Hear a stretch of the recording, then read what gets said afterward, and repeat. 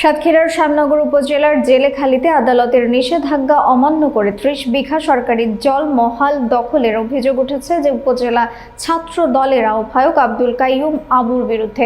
বিস্তারিত থাকছে মোকাররম বিল্লাহ ইমনের প্রতিবেদনে। গত ২১ এপ্রিল শতাধিক লোক নিয়ে জল মহাল দখলে নেওয়া হয় এবং প্রায় ১২ থেকে ১৪ মণ মাছ শিকার করা হয়।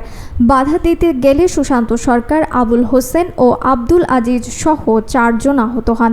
জানা গেছে, দীর্ঘদিন ধরে জল মহালটি স্থানীয় তাহমিনা এতিমখানা ও মাদ্রাসার ভোগ দখলে রয়েছে এবং এতিম শিশুদের ভরণ পোষণে এর আয় ব্যবহার হয়। জলমহল সংক্রান্ত মামলা চলমান থাকায় উচ্চ আদালত ২০১৩ সালে স্থিতাবস্থা বজায় রাখার আদেশ দেয়।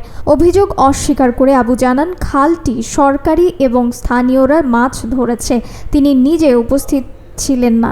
উপজেলা নির্বাহী কর্মকর্তা রনি খাতুন জানান, আদালতের নির্দেশ অনুযায়ী পূর্ববর্তী ইজারাদাররাই খাল ভোগ করবেন এবং পরবর্তী নির্দেশনা না দেওয়া পর্যন্ত স্থিতাবস্থা বজায় থাকবে।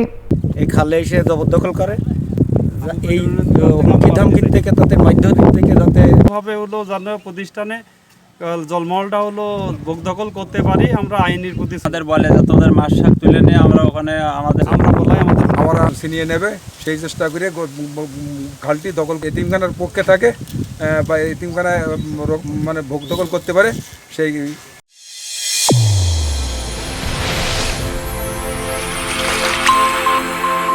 চ্যানেল A1 হৃদয় রেসপন্স।